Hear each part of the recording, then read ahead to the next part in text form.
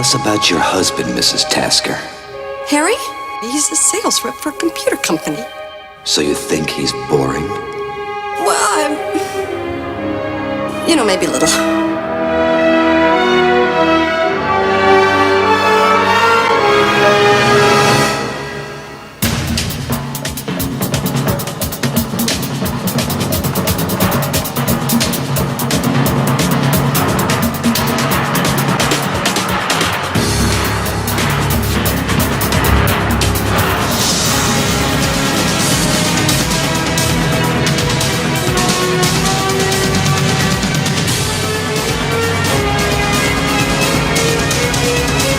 True Lies. It's my husband. A James Cameron film, July 15th.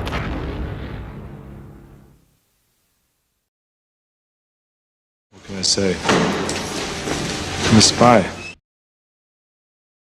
True Lies is a 1994 American action comedy film. Written and directed by James Cameron, it stars Arnold Schwarzenegger as Harry Tasker, a US government agent who struggles to balance his double life as a spy with his family duties, and Jamie Lee Curtis as his unknowing wife. Tom Arnold, Bill Paxton, Art Malik, Tia Carrere, Eliza Dushku, and Charlton Heston star in supporting roles. The screenplay is based on the 1991 French comedy film La Totale, which is French for totally. The film was the first Lightstorm Entertainment project to be distributed under Cameron's multi-million-dollar production deal with 20th Century Fox, as well as the first major production for the visual effects company Digital Domain, which was co-founded by Cameron. It was also the first film to cost $100 million.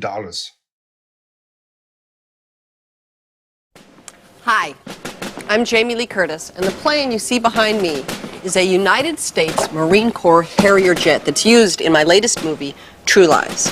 It was directed by James Cameron and stars Arnold Schwarzenegger. I'll be back. They are the pair who brought you The Terminator and T2. Great. And they've teamed up once again on this summer's biggest action adventure. We're going to take a look at the careers of these two extraordinary men, and we're also going to go behind the scenes to see some of the incredible effort and witness some of the magic that went into the making of True Lies.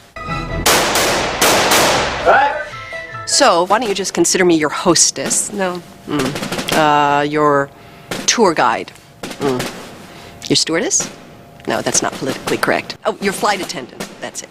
I'll be your flight attendant for the next half hour. So, why don't you please bring your chair to its upright position, store your tray table, fasten your seatbelts, because it's going to be a wild ride.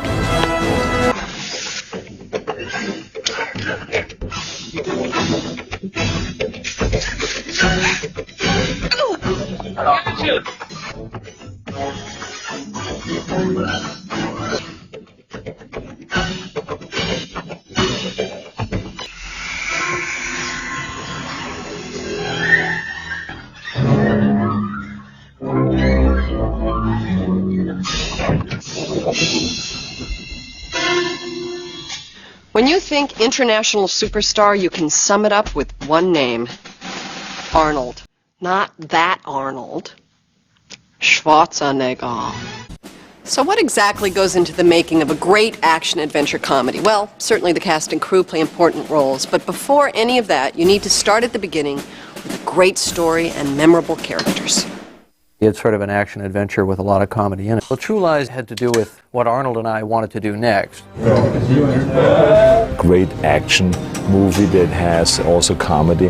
Harry Tasker, the character that I play, is the top secret agent, a top spy. One place in the world that he screws up is with his family. And that way, he's just like every other person on the planet. A housewife and a mom, and is bored to tears with her life. She has no idea that I'm a spy. She thinks he's a computer salesman. Helen's journey is filled with laughs because she doesn't know what's going on half the time, and when she does, there's hell to pay. Helen is hiding from her husband this secret relationship. What Simon represents for her is a sense of adventure. Simon is introduced as this mysterious, romantic spy character. Simon is like a lot of the characters in the movie. He's not who he appears to be. I think everybody secretly wants another life. I think Gib is He's concerned for Harry when he sees his life unravel. Been at the same place for many years, and they're the only two people that are totally honest with each other. You have to have a femme fatale, right? And in this case, the character's name is Juno Skinner, played by Tia Carrere. I don't think of myself as evil. That is your perception, not mine. Juno Skinner is an exotic, mysterious, beautiful woman. I mean, she's everything Helen isn't. I thought of myself as marriage therapy for Helen and Harry. She wants all the niceties of life, and if she has to deal with raving maniacs to get that, then so be it. We have a proper villain, played by Art Malik, who's the head of a terrorist faction. I don't like this term, the bad guy. I'm actually, I just think I'm misunderstood. My terrorist group gets to be in a position where they can threaten the United States with nuclear warhead. We really wanted to do an action picture for the 90s. Sorry.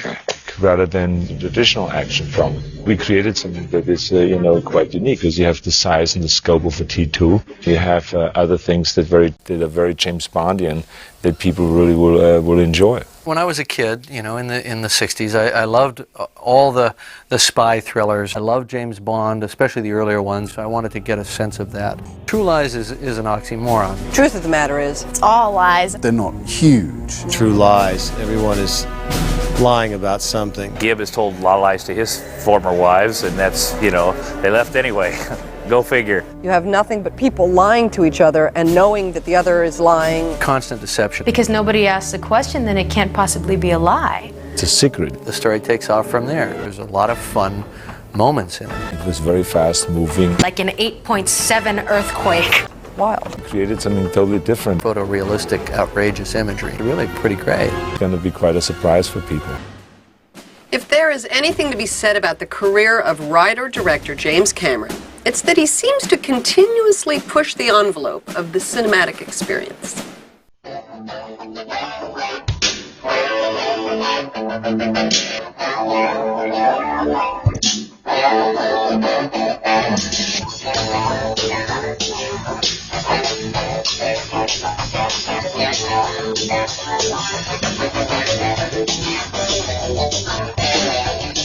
Most fun in any movie is either right at the beginning, between the time the script is written and between the time and to the time when you actually have to get out there and shoot it, when you're sort of dreaming up shots and storyboarding and all that, and it's just a world of endless possibilities.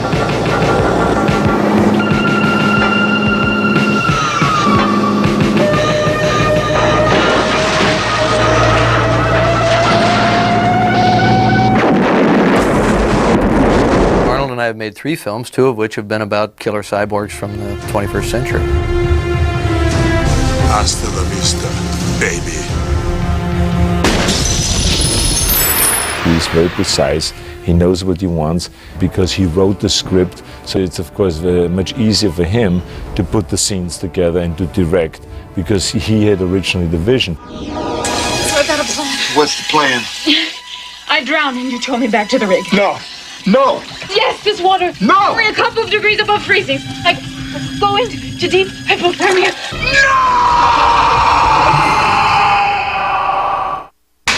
Go to the infirmary. Get the car's oxygen.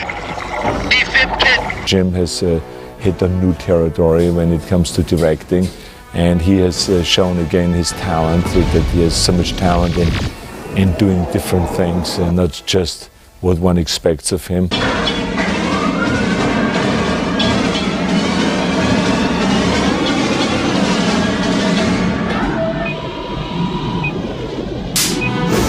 Don't stay looking, right at her, at the queen.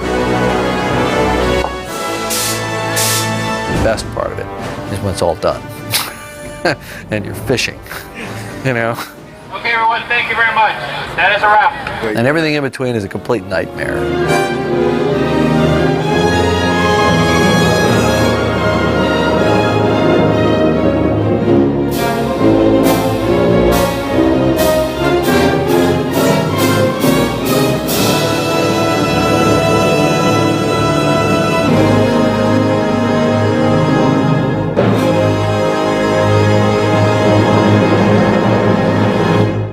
In In a moment, you'll learn what makes True Lies a signature James Cameron Arnold Schwarzenegger film. Stunts and action guaranteed to be like nothing you've ever seen before. While making any movie demands the full attention of everyone involved, nothing takes more cooperation or coordination on a set than putting together a dangerous stunt or action sequence. Take a look at this and I think you'll understand what I mean. The stunts in this movie were, there were a lot of them. They're very dangerous. And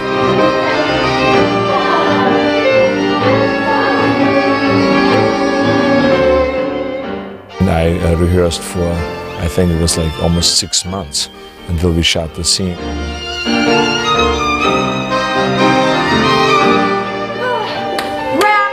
I don't know if the world is ready for a tangoing Arnold.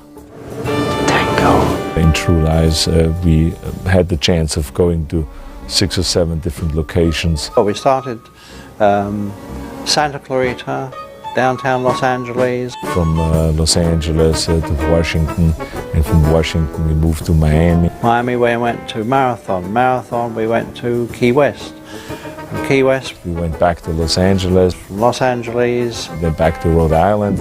Then from Rhode Island to up to Squaw Valley. There was a lot of stunt work to be done on my part, driving stunts, shooting stunts, running stunts, fight scene, working with flamethrowers that are extremely hot. Then again there came the additional Jim Cameron kind of challenges. The action sequences in this picture are outrageous. I mean, they'll blow you away.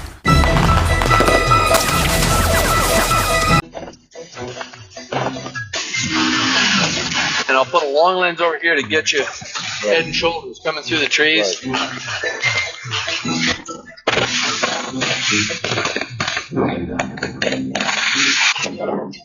Jump over them, drop the mag. Well, I pulled the trigger, but nothing happened. Action.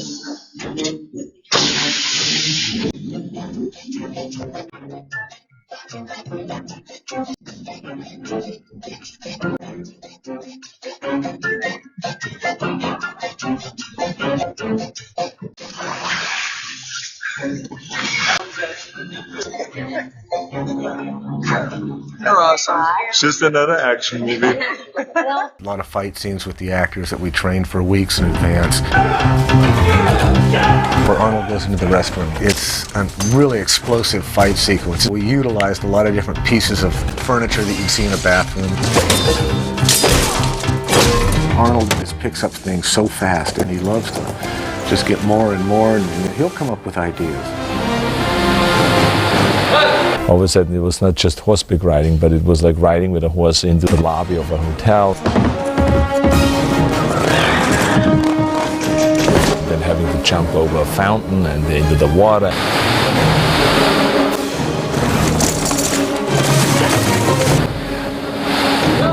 I certainly have done things in this movie that I've never done before, that I never thought I would do, that I will never do again. To pull Jamie Lee, out of a vehicle while the helicopter was flying, 60 miles an hour. After finishing T2 with Jim, thinking it was the greatest effects and stunts picture ever made, I said, Jim, what are you going to do to top this? And he gave me this little grin and walked away. I read this script and I walked up to him and I said, remember when I asked you about how you're going to outdo T2? And he said, yes. Never mind.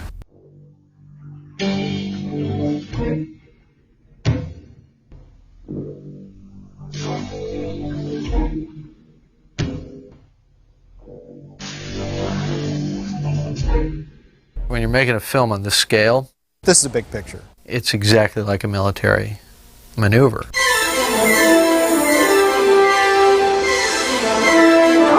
I've never seen footage of a Harrier from afar. We also had to have briefings at the Naval Air Station outside of Key West. And we had to pick up all the little pieces of gravel so that when they landed, they didn't blow it sideways and get it sucked into the engines and ruin the other plane and all that stuff. Like I'm saving people from being maimed and the airplane. It's exciting. We went through this whole process of dealing with the Pentagon, really. I mean, we had to deal with the Department of Defense, and we had to show them how we wanted to use their personnel and their aircraft, and we promised, not to break it. The 8th shot gets us to landing at the LZ. The important part of the sequence for the real Harrier is translating out over the water, and then a nose-high, high-performance climb-out. We have our lead character flying a Harrier jet, which is impossible, and that's all anybody has to know. It's a propane jet about that long. I spent probably more hours in the cockpit of the Harrier jet than anyone I know, I tell you. I mean, hours and hours every day. Ask the pilots where the switch to the 20mm cannon is. Yeah, I think it's going to do more for Marine Corps aviation, certainly, than Top Gun did for the Navy or the Air Force.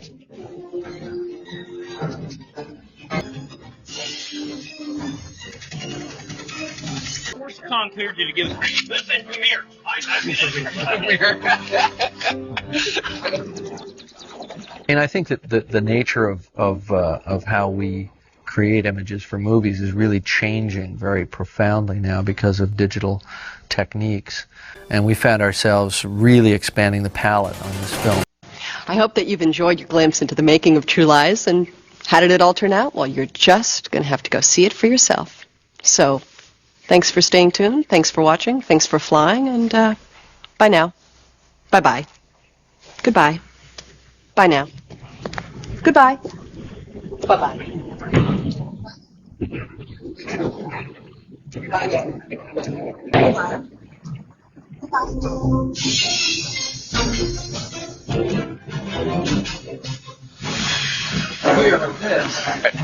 You did a good job, Mike.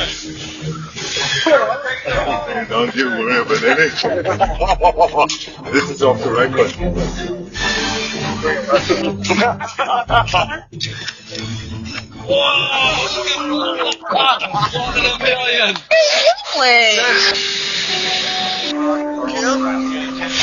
Mark Malik and Jimmy Rogers and Rowdy Jim.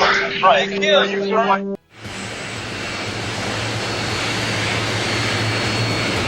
When director James Cameron wanted to tell the larger-than-life story of a heroic secret agent out to save humanity, one actor immediately came to mind: Arnold Schwarzenegger.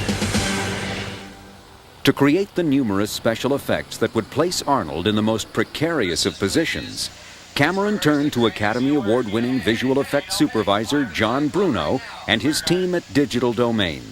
Bruno and Cameron had previously worked together on such special effects-heavy movies as The Abyss and Terminator 2: Judgment Day, and Bruno soon realized that True Lies would be no less challenging. I basically said, I'm doing this film. He was sort of skeptical and had some other projects he wanted to do, and I said, well, look, just read it, And he reads the script and he calls me up and he says, you son of a bitch, you put in all the things that you knew would get me to do this movie. The film follows the adventures of secret agent Harry Tasker, played by Schwarzenegger, as he battles a gang of nuclear terrorists intent on destroying Miami, Florida. The film is filled with elaborate stunts and special effects, but none so spectacular as when Schwarzenegger takes to the air to rescue his daughter from the terrorist leader Aziz. The main point that Jim was pushing was, you have to believe, the audience has to believe, that Arnold's flying this jet. To film much of the movie's climactic fight between Tasker and Aziz, Cameron and Bruno elected to move outside the security of a soundstage and shoot atop a 20-story building in downtown Miami. When you move out of the clinical laboratory environment of a soundstage, you're subject to all the forces of nature. Wind, rain, overcast, changing light during the day. One we didn't really think of, which was lightning, except that when we went down there to scout the location and we went up on the roof and there were lightning rods every 6 feet all the way around the roof, we went, things that make you go, For the rooftop shots, a 47-foot-long mock-up of the Harrier jet was constructed from fiberglass panels supported by a steel substructure. To achieve the airplane's dynamic movement, Bruno relied on motion control technology. The heart of any motion control system is a computer, which can be programmed to relay information to motors that move a prop or a camera. For True Lies, The computer controlled a 20,000-pound hydraulically driven motion base, on top of which was mounted the 7,000-pound model of the Harrier. The motion base was capable of tilting 60 degrees in any direction.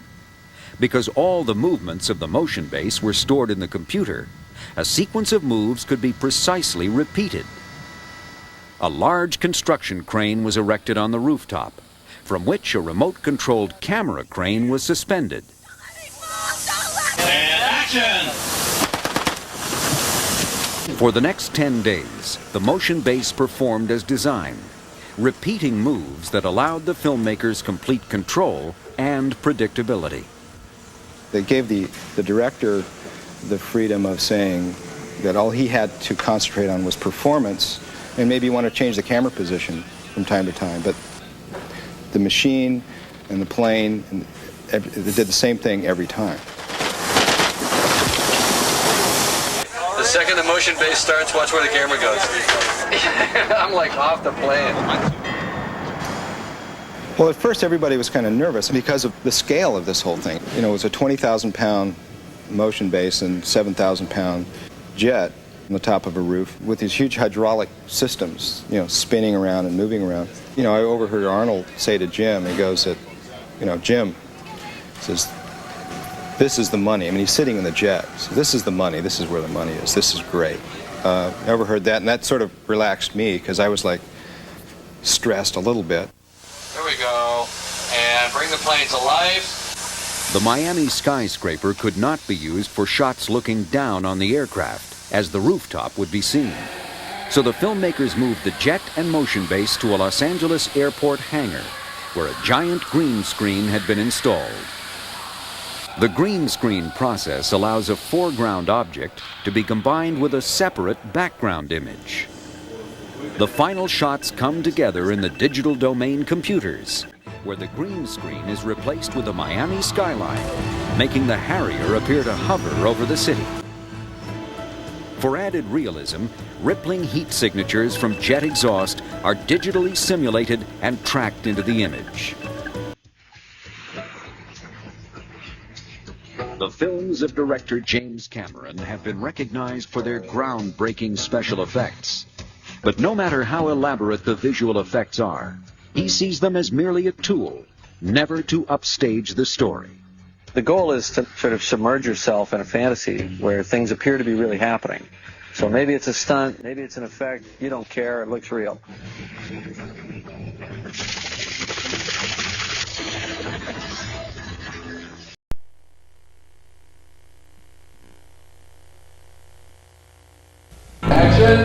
Arnold Schwarzenegger stars in the Lightstorm Entertainment action-adventure comedy True Lies, reteamed with James Cameron, writer-director of Terminator and Terminator 2. Mr. President, one of our best men is inside. Transmitting now. Right on time.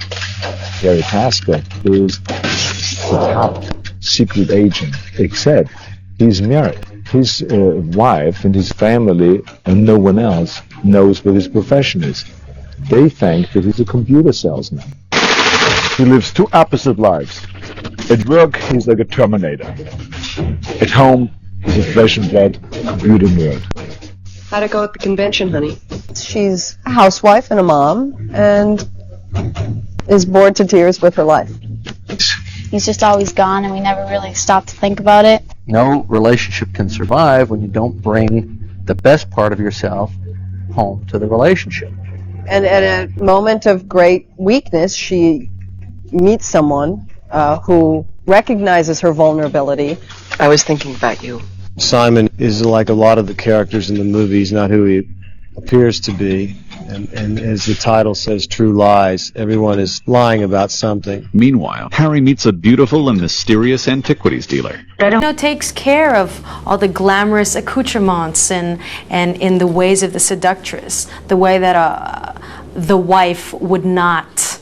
Tia's character is the absolute opposite. You know, she's a complete counterpoint to a housewife. Gibb is concerned for Harry when he sees his life unravel, but he also thinks it's great because now Harry will finally understand what Gibb's life has been about. He's been married a few times. I played the intense guy, and he plays the guy that is kind of trying to calm me down all the time. Maybe it's just that you're not in touch with your feminine side. If I would have just had a better sidekick. True Lies isn't really truly a comedy. It's sort of an action adventure with a lot. But there was a lot of fun going on behind the scenes as well. 1 in a million. But you can never do it on film.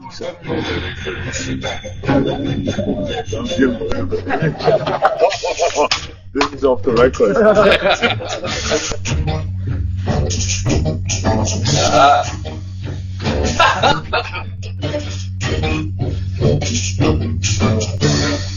Glad to see you guys are finally on each other's wavelength.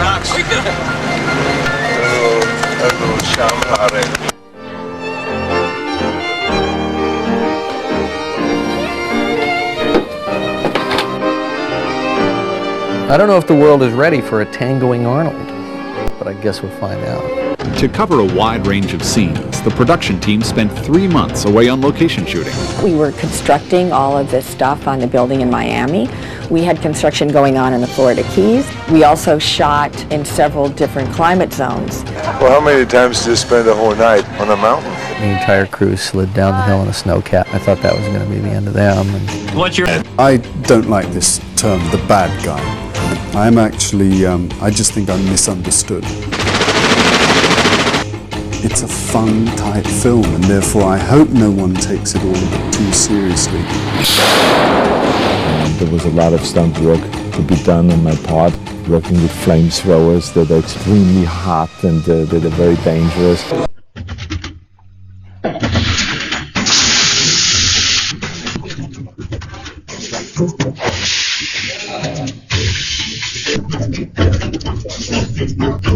It's just another action movie. The United States Marine Corps provided several Harrier fighter aircraft, crucial to the movie's climax. When you're making a film on this scale, it's exactly like a military maneuver. We'll see what we can accomplish. Lieutenant Colonel Jerry Brockert kind of championed the project and said this is one we should support. We could not have done the film that we have done without the military assistance. I think it's going to be a real action blockbuster. I think it's going to do more for Marine Corps aviation, certainly, than Top Gun did for the Navy or the Air Force.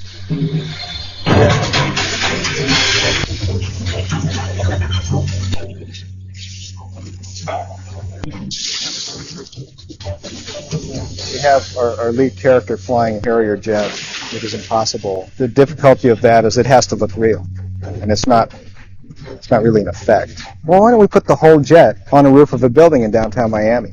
Never quite thought we'd do it, but it couldn't have been more perfect. This is a big picture. I called it the domestic epic. True Lies. That's like an oxymoron, right? You have nothing but people lying to each other and knowing that the other is lying, and Gibb has told a lot of lies to his former wives, and that's, they left anyway. Go figure. Because nobody asks the question, then it can't possibly be a lie. In this case, I think most of the lies that people tell are incredibly huge. I do know how to fly a Harrier jet. Well, it's actually a pretty boring film, I have to tell you.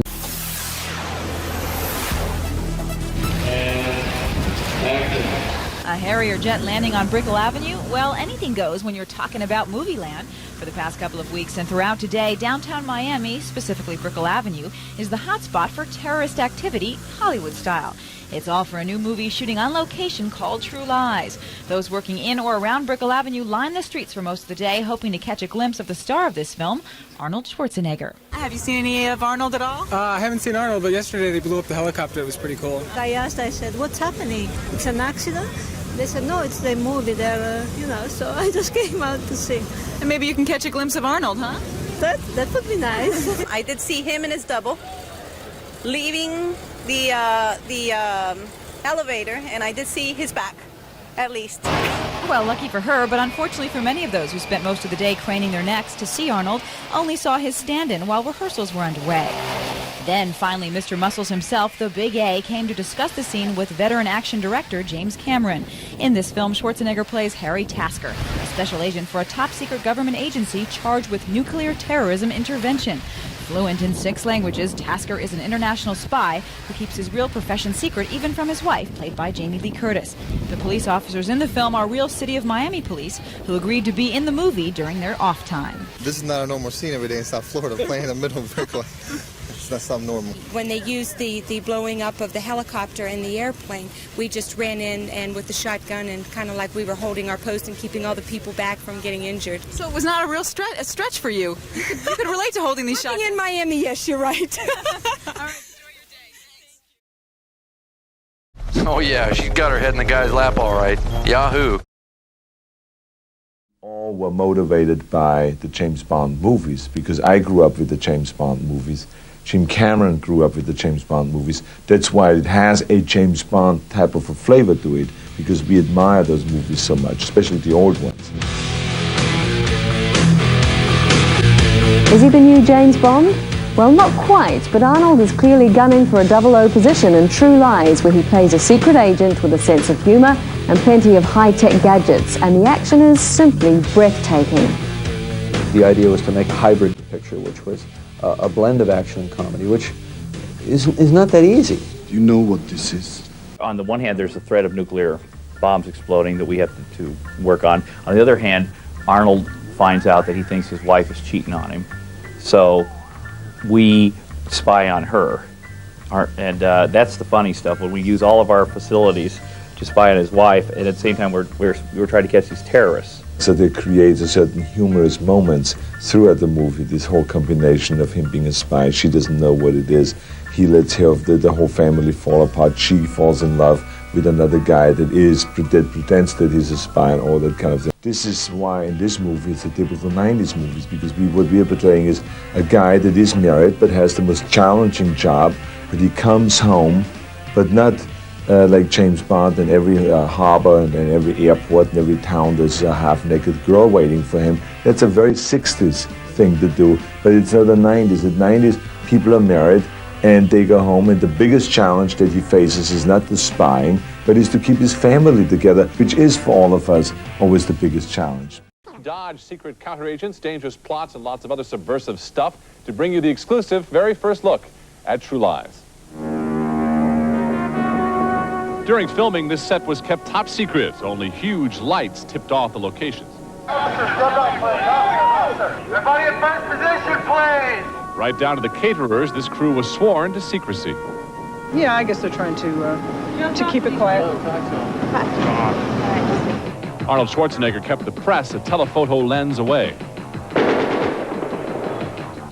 The facts were few. Arnold is a secret anti-terrorist agent. Jamie Lee Curtis is his wife. There's an avalanche of action, and it could be the mother of all blockbusters. Now, catch your breath and save your money for popcorn and treats. It's all Arnold all the time. Well, that was bad. That was bad. Close. It was close. Arnold Schwarzenegger and his inside stuff on the movie True Lies that you can't see anywhere. And look for a bang-up box office this weekend at the movies. Insiders say the record books are headed for a rewrite. Arnold is larger than life. Everybody loves him, and they got to get a piece of him. He seems like a wonderful person. Maria is so lucky. Arnold Schwarzenegger is more than a man. He is an event. For over a decade, he has moved in a sea of reporters and a horde of fans. When True Lies premiered, this tale of a tangoing, suave spy who masquerades as a computer salesman was broadcast live and around the world. He's the icon of everyone, mother, father, boy, girl, woman, man, everybody loves him. E.T.'s exclusive ticket to the post-premiere bash shows that Arnold even throws the biggest Hollywood parties. Sprawling over acres of Los Angeles, it throbbed with virtual reality games, breathtaking fun, even tango dancers. Show business insiders were buzzing that the price tag for this event hovered around the $1 million mark. Arnold Schwarzenegger. Arnold's week culminated at the famed Chinese Theater, where so many fans turned out, police moved barricades to give more room. With the help of his wife, Maria Shriver, Arnold's imprints were preserved in concrete. This theater was the first Hollywood landmark that he saw some 25 years ago. That day, the Austrian-born bodybuilder searched among the footprints to find his heroes. I remember kneeling down in front of John Wayne, which was my big idol and still is, and I put my hands on top of theirs, and I had my friend take pictures after pictures, and I still have those photographs around, and to then be asked to come here and to do something that so many other great stars have done, where you feel somewhat uncomfortable even to be in that same category, in that same league. It's really a great honor. It is fitting that Arnold is immortalized in concrete in front of a theater. The National Association of Theater Owners named him International Star of the Decade in 1993. Now, when you can put the fans in the seats, a hefty paycheck goes with the territory. For Arnold, for True Lies, it's an estimated $15 million. For that money, Arnold handles everything that shoots, explodes, or flies.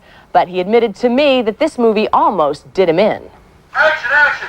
At age 46, Arnold Schwarzenegger still pushes himself to the limit. When we talked about True Lies, he told me he did most of his own stunts. This horseback chase nearly ended his career. I almost got killed because we were on top of the roof with the horse, and there was no railing there, and the horse somehow freaked out, and it backed up, and one of the hoofs of the horse was hanging off the roof. No. Yes, and even if we would have made one other step, I would have been gone. That I know for sure. And then the stunt. No, it's the truth. Then the stunt guys jumped at the horse at the reins and pulled the horse back. And it was a drop, I would say, of around at least 30 feet. It would have been a drop. And then you're dead with the horse on top of you. You can forget about that. Go to 4. True Lies is a non-stop spectacle directed by James Cameron of Terminator 2 fame. Arnold and his big screen wife, Jamie Lee Curtis, sidekick Tom Arnold, and temptress Tia Carrere are surrounded by action. But as our special ET footage reveals, Arnold is always at ease. What you have to do is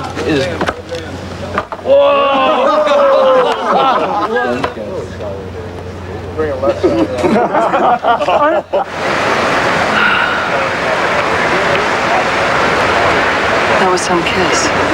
I think we can do better. Wouldn't you say so? Yeah, we can always do better. I think this is one of those things. $25, I'll let you do it again. Yeah. Bye-bye.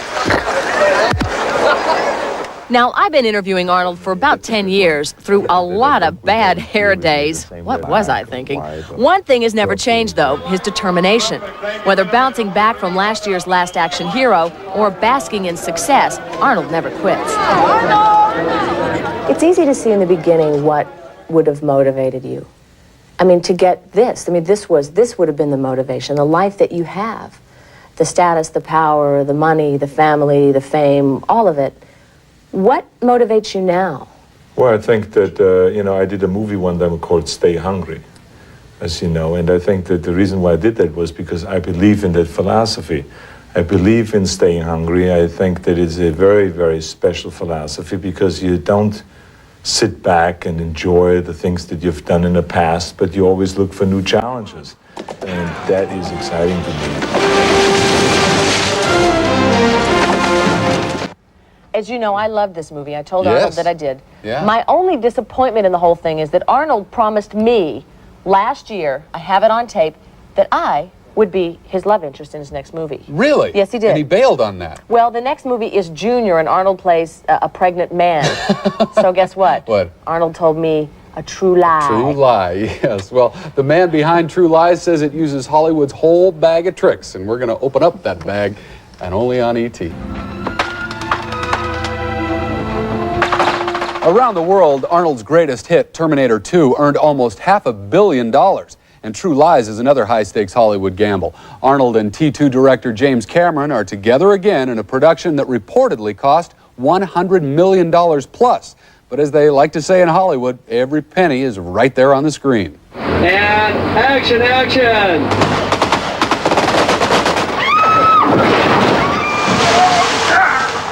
He is respected in Hollywood as an action movie genius. Writer-director James Cameron's wild imagination is vividly displayed in every frame of True Lies, which took 7 months to shoot all across the country. And only Entertainment Tonight has the exclusive behind-the-scenes footage of how it was done. We started in Los Angeles, then we went to Washington, D.C., then from there we went to Miami. From Miami we went out to Key West and various places in the Florida Keys, and When we were done blowing all that up, we came back to Los Angeles for a while. Then we went to Rhode Island, and we came back to Los Angeles, and then we went up to the Colorado Rockies to shoot a snow sequence. And then we came back to Los Angeles. We always, return home when we're done sort of destroying other states in the Union. Although Cameron uses stunt people in the more extreme action scenes, True Lies is impressive because the stars themselves perform the most amazing feats, like Arnold Schwarzenegger hanging off the edge of a building. I generally find that actors are so enthusiastic about doing the things that their characters are supposed to be doing that I usually have to hold them back, as opposed to push them or goad them into a situation that might be potentially dangerous. It's just another action movie. In one sequence, Cameron used both a stunt double and Jamie Lee Curtis for a rescue scene out of a burning limo. Jamie put on a body harness and we hooked her up by a cable to the skid of the helicopter, so she wasn't actually dangling by her hand. I hate to do this because, you really want to believe the magic, but it's such a special shot, and she did do it herself.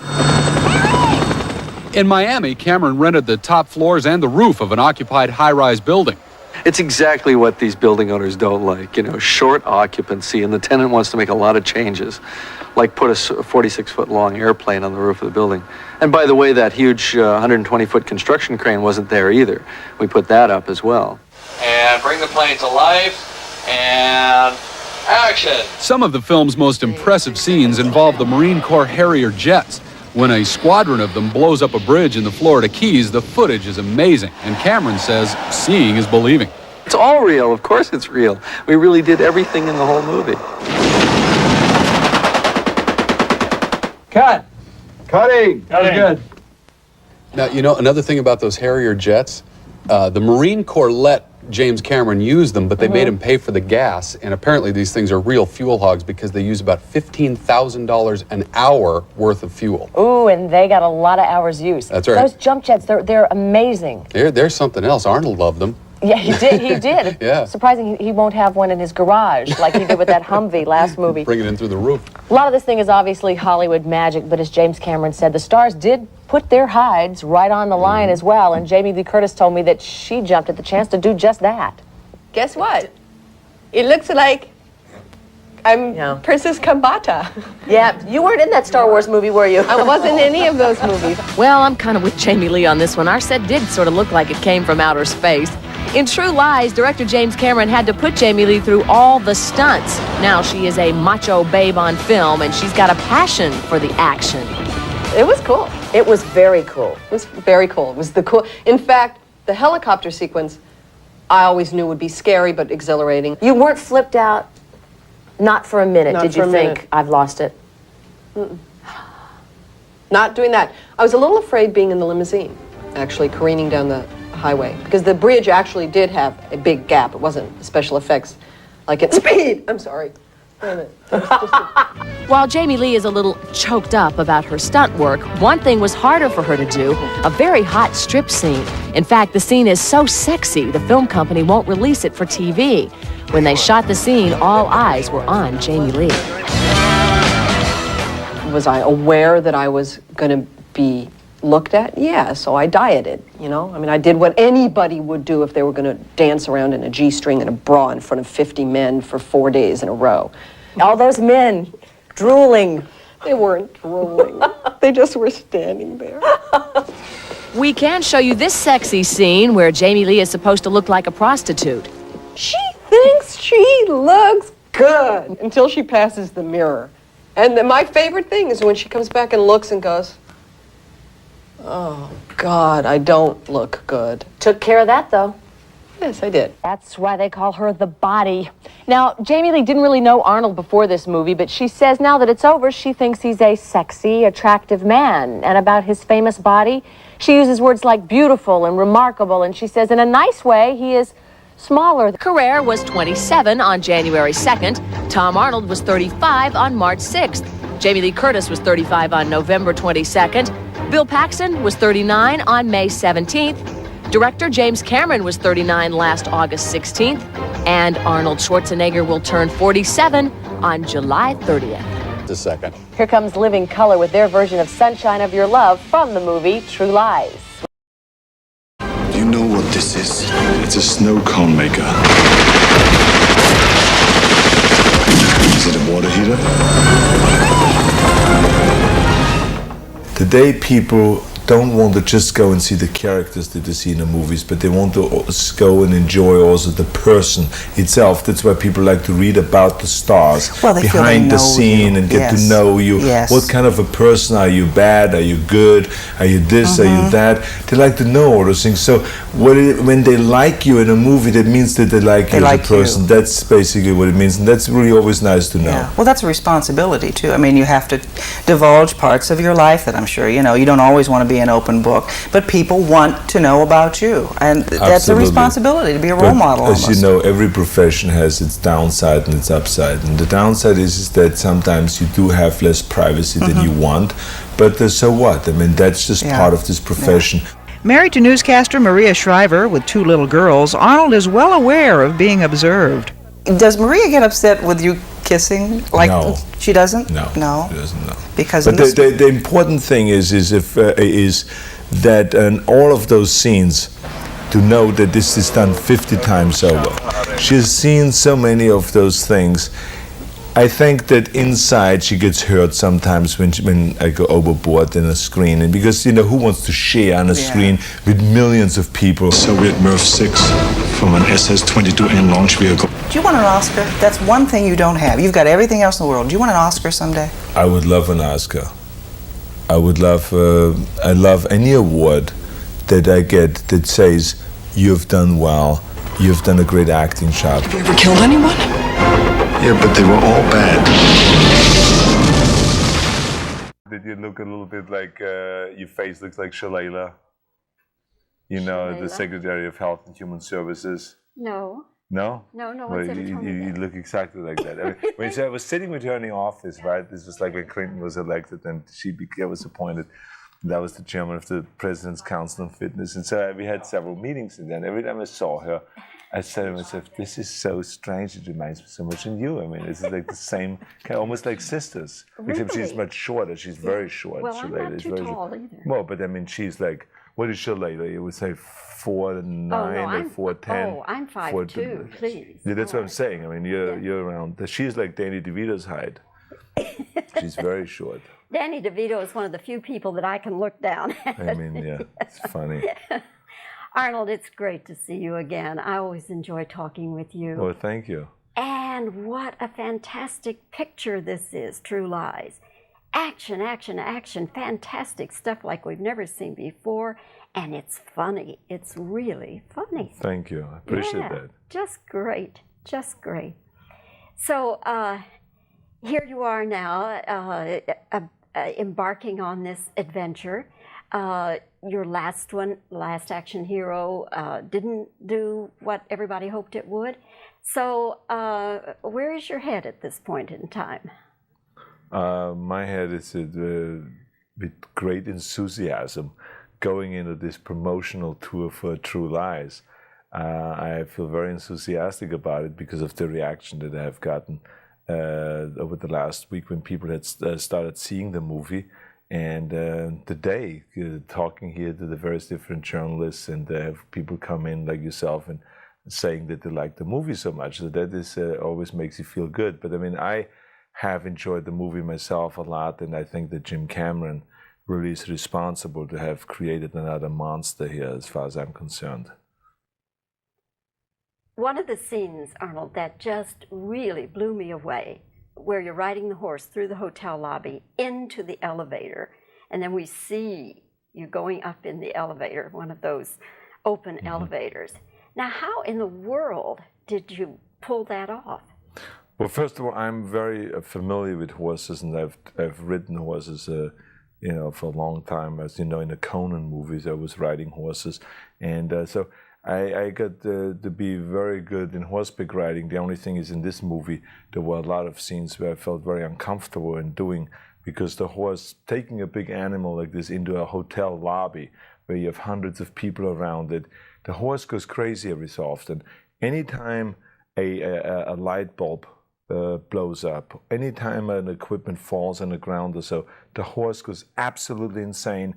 and you have to be ready at any given time, which the horse did 10 times over in the lobby, to just take off, to run down the hall and just to run at anything. And if there's a wall, it would have smashed into the wall. I mean, it just was scared. And so one has to be very careful with these moments. The same is with riding up the elevator. This horse started turning in the middle of that ride up, started turning faster and faster. And there was 2 stunt people inside that they almost were crushed. And there was glass walls where the horse could have fallen down. So these were very, very dangerous moments. And I had to be very, very careful with that, especially in the slippery grounds, jumping into that fountain. The horse wiped out the first time I jumped in, wiped out immediately. I took a dive with the horse. So, as you know, when you do a movie with Jim Cameron, I mean, beware of those things. Otherwise, don't do a movie with him. That's just the way it is. And he conceived this whole thing. He said, we can make it work. We can get the horse to go in the elevator. He lets everyone practice enough and work enough with the horses. The only thing is that every time you film, everything is different. Because the horse, when a stunt guy takes the horse into the lobby of a hotel in a calm atmosphere where no one is screaming over the bullhorn, roll it, take 5, okay, and then clap in front of the horse and the camera moves in front of the face. Those things are very dangerous. And I almost got killed on top of the roof of this hotel. I mean, the horse was on top, and then the camera moved around too fast, and the horse freaked out and stepped back, and he almost fell off the roof with the horse. So one has to be very careful with those things. But now looking at the movie, it was all worth it. Indeed. Arnold, I must ask you one question. We all grieved and are still mourning the passing of Jacqueline Kennedy Onassis. Do you have a favorite moment that when you think of Jackie, that favorite moment comes to your mind? Oh, I have many moments, many great moments that I have spent with her. But I think that she was, I would say, very responsible for the success of my beginning career, because she went to support the Pumping Iron movie. She came to the press conference. She was really there, and to let me know in the early days that I support this profession that maybe most people look down on. And she was a big supporter. She was always the kind of a person that would be there and would support the arts and would support sports and stuff like that. And just a very kind, considerate woman, and everyone misses her tremendously because of that. That's a lovely story. I never knew that. Yeah. Never had heard that. You never asked me. Arnold, again, congratulations, and I'm just so happy for you. Thank you. Because I really think this is going to go through the roof. Thank you. Appreciate that. Thanks a lot.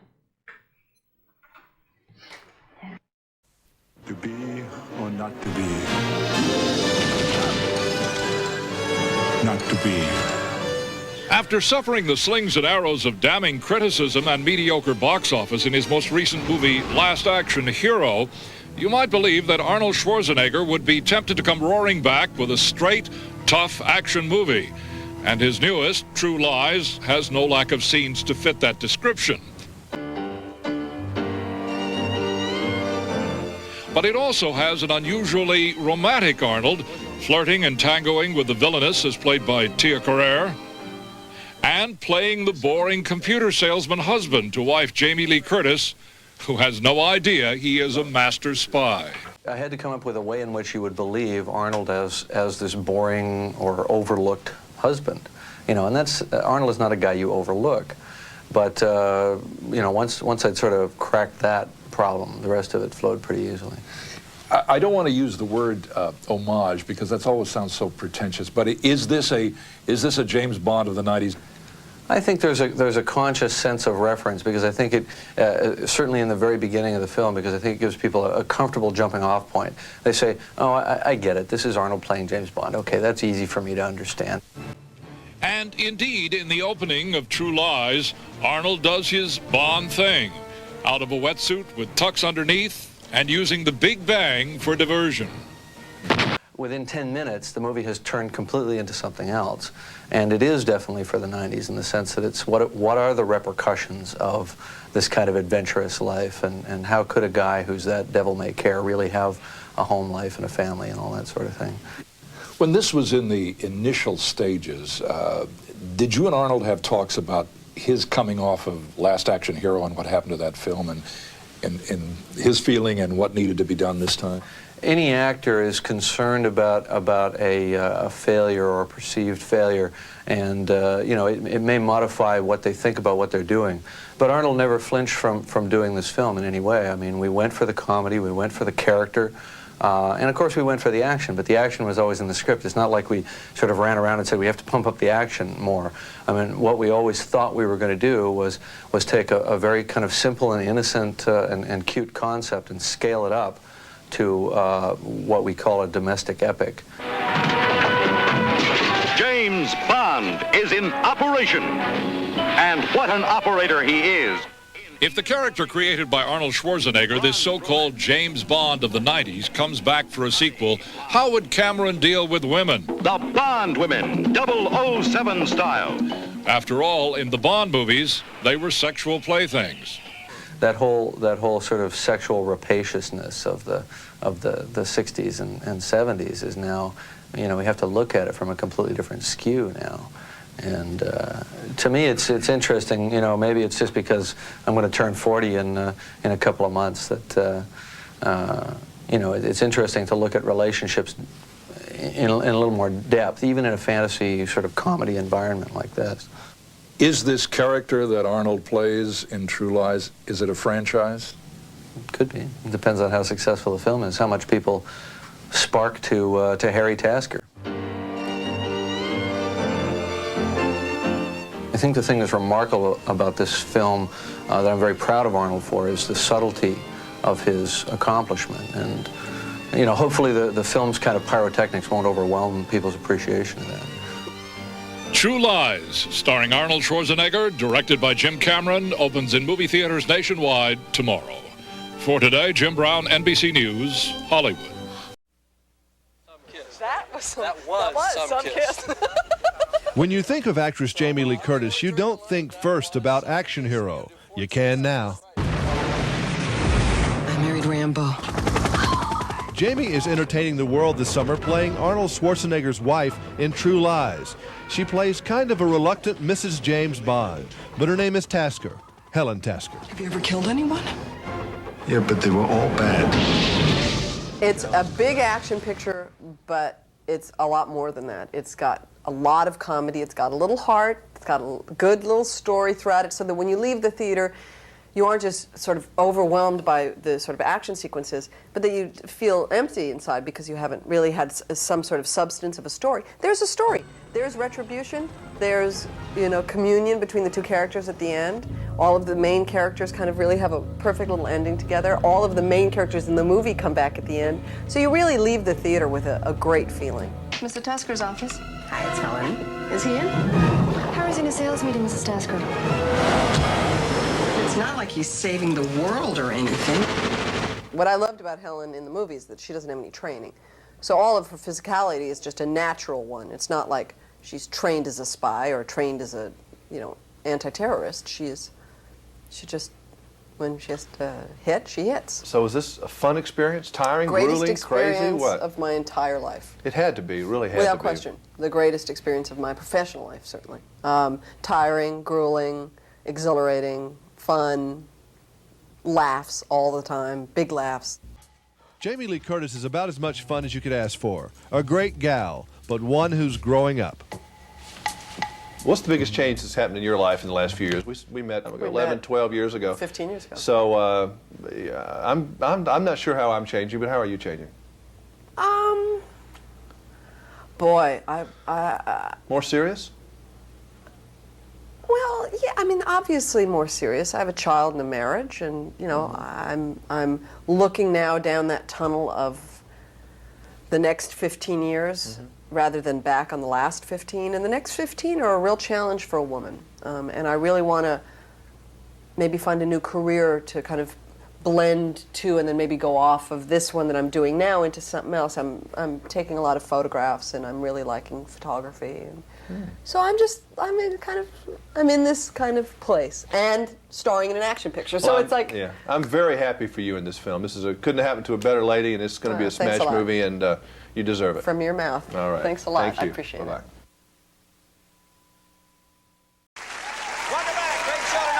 Arnold Schwarzenegger's here, 11-year-old vacuum cleaner collector, Fred Stocknick and Shy McBride. Alrighty, my first guest today placed his footprints and handprints in the forecourt of Mann's Chinese Theater. Now here's the amazing thing. You know, most people, when they put their hands in the cement is wet. He did it dry, just carved his fingers. Because it might have something to do with the fact that his newest film, True Lies, opens there and everywhere else in the world tomorrow. Please welcome Arnold Schwarzenegger, ladies.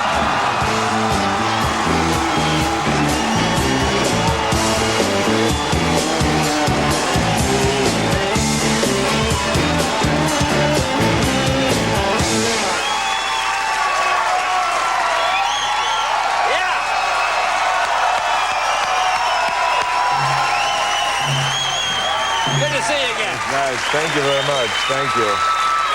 You look terrific. Still working out? Thank you, yes. Yep.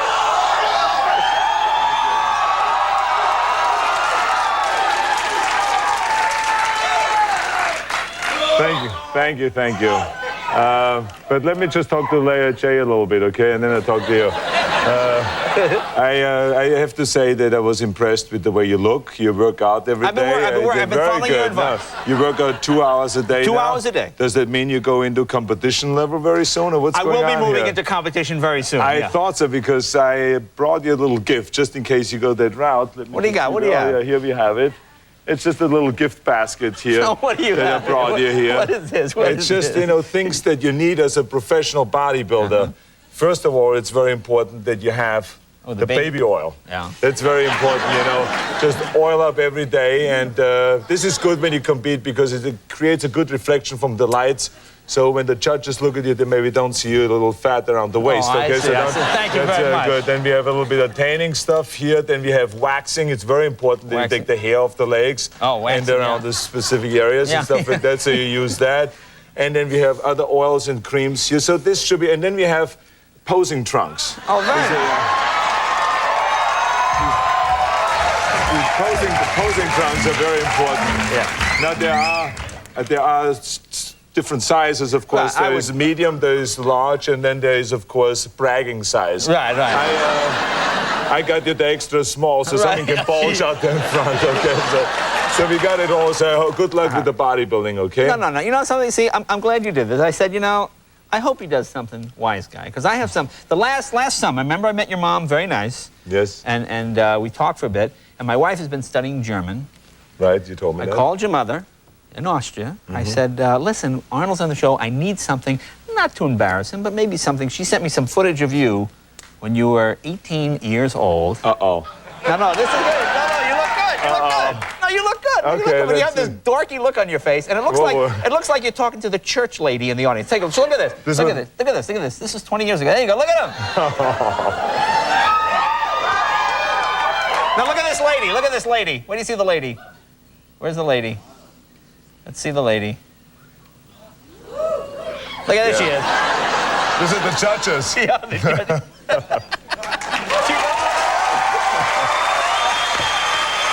That's funny. That's very funny, yeah. So how was the family? You now have a son. A son since the last time I saw you. That's right. That's exciting. Son, Patrick Arnold. Yeah. Yes, that's right. It's been fantastic. I tell you, it's really great to have a son finally after having 2 daughters. I mean, I love my 2 girls, but, you know, there's a pressure out there in the gym. Everyone comes up there and says, what about a boy? Can you do it? Aren't you rugged enough? And all this stuff. So finally, you know, I managed it, you know, and now, you know, maybe we want to have another one to kind of have a split. You have 2 girls and 2 boys. The only thing is now I have to kind of have recall of what we did exactly and where we did it, you know?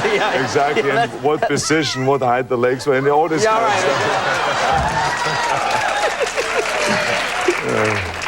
Now, how do the daughters react? Now, they're 4. The girls are 4.5 and 3, and the boy is 9.5 months now. Now, the 4-year-old especially, how does she react to the Well, it's really interesting because I like to play with our little Patrick. But it's almost impossible to get in there. The 2 girls handle him all day long. I mean, this poor kid, He wants to walk now. After 9.5 months, he wants to make his first step. He wants to get up. And as soon as he makes his first step, they grab him again. They carry him around. They drop him. The day they dropped him in a swimming pool at the jumping and get him out. Really? Yeah. So I very rarely have a chance to hold this little kid. I mean, it's rough with So he's with the two girls all the time? All the time. So he could be a girly man when he grows up. Yeah. I was so worried about that. Well, I know this other movie you did. You play a pregnant guy with Danny DeVito, right? Yes, this is the next movie that comes out, Junior. We play a scientist, Danny DeVito and I, and we experiment with pregnancy drugs and things that enhance pregnancy and all this stuff. And then he talked me into testing it on myself, and I, in fact, get pregnant. But I don't want to give away the rest of the story because we do this on the next time on the Next time, I want you to have me back. Well, I want to ask you about, because True Lies is about a guy who, well, he lies. He tells his wife he has a whole different life. Yes, this is the idea. We have this movie where the guy cannot tell his wife that he's a secret agent. Have I ever lied to my wife? Don't tell me now. Why would I tell you? We'll find out when we get back. We'll find out when we get back. More with Arnold right after this. You can think about this. Welcome back, talking with Arnold Schwarzenegger. So you've never told any lies to the wife? Well, not that I can remember. No. All right. Let me put it another way. In the movie, I see the movie the other night. Very funny, and there's a scene where Jamie Lee Curtis does this striptease, and you're sitting in a chair and you have to watch her. Now, I assume you have to do this over and over again to get it right. And you go home, and Maria says, "Oh, how was filming today?" Just go, "Oh, just another day." That's exactly what I do. Oh, really? Yes, that's exactly what I do. I go home and I say it was a hard day at work, and we had to do many stunts, and it's a really difficult job. But I remember one time when I was busted on a lie with her, because I remember Conan the Barbarian. Right. I was doing this film, and there was one scene in there where I had to wrestle around naked with another woman that was naked. And that became then the Wolf Witch and all this kind of things. And Maria said to me, I said, did you have to do this kind of scenes? And I said, no, stunt people do that. We don't do this kind of things. We have stand-ins and stunt people to do that. Then when she saw the film, I mean, she was very angry, of course, because she saw me there. And I remember her turning to me in the middle of the screening and just looked at me and she says, "Did you enjoy this?" And I said to her, I hated every hour of it. She says, hours? You have to do those things 160 times, 170 times. That's why they pay you the big money, because you have to do those kind of scenes. But I think she was angry because I've never wrestled with her like this before. So I think that's what it was. Well, I also saw you doing the tango, which I don't know why that made me laugh in this film. Are you a natural dancer? Do you dance? No. Are you kidding me? I mean, I took some dancing lessons in Austria, some waltzing and this and that, but I never danced the tango. No, wait, go back. Wait, in Austria. Now, when you were doing this, with the same time? Yeah, when you go through school, they take you through some dancing classes and all this. No, the way you say it.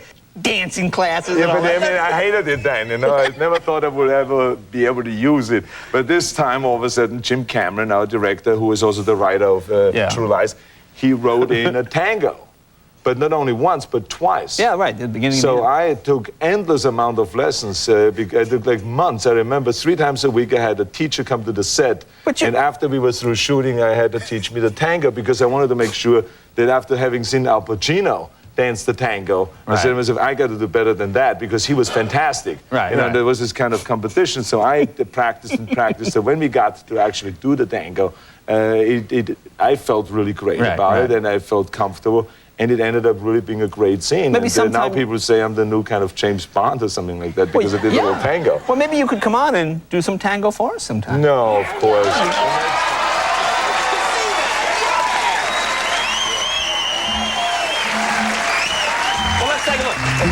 We have a clip. There you go. Thank you very much. Because it's really great musicians. Terrific. I like you guys. Thanks. Because you took lessons for months. Because it's just a short scene, really, in the film. There's not that much tangoing. No, there is quite a bit. Nice scenes. Do you have a clip here? Yeah, we have a clip. Yes. Here, let's take a look. Here we go. This is from. This is a scene in Switzerland from True Lies.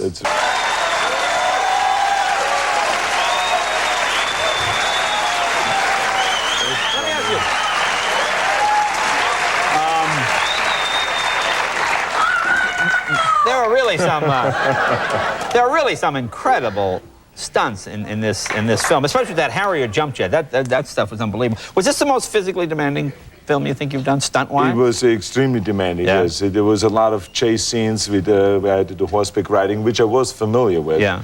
And but chasing a terrorist on motorcycles through the park and through a hotel lobby, jumping through the fountains, going up elevators, and the chasing continued up on the rooftop of a hotel and stuff. Then the Harrier jets, the scenes, and a compound. I mean, there's just action all the way through. But I think the most difficult moment was when I had to sit in this cockpit of this Harrier jet hanging over a 23-story building, hanging off a crane. And I was doing like 3 hours of filming and doing all the knobs and the attacking, shooting the guns. And finally I had to go to the bathroom. And I'm hanging up there. So I didn't know what to do, so I waited another few minutes, and then I finally radioed down to the director, to Jim Cameron, and I said, listen, I have to go to the bathroom. And this guy starts screaming at me. Aren't you in character? This is a military mission. You're about to attack. You're supposed to save your daughter. There is no bathroom right now. So I just peed on myself. Really? Oh, no, actually what I did was I'm glad I saw the film first. Now when I watch it, I'll be... The truth is I opened the cockpit and I just beat down on him. Oh, that's what it is.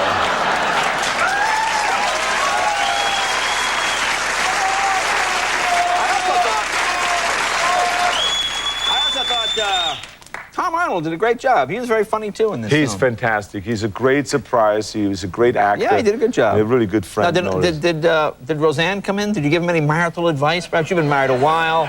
You seem to have a nice marriage, good family. Did you take Tom aside and say, here's what I think the problem is? Yes, as a matter of fact, I did at one point. I took him aside and I said, listen, buddy, I only played a Terminator, but you married one.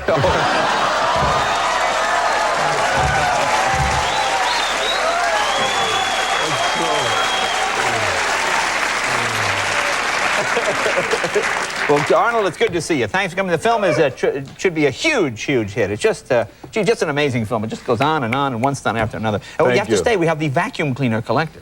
Have you ever vacuumed? Are you a vacuum? Do you enjoy vacuuming? Do you do housework? Listen, in my house, I do the domestic work, okay? So I can tell you later on about my vacuum experience. Really? All right, yes, good. absolutely. We'll be out in just a second. Be right here. Right back, right after this. Arnold Schwarzenegger!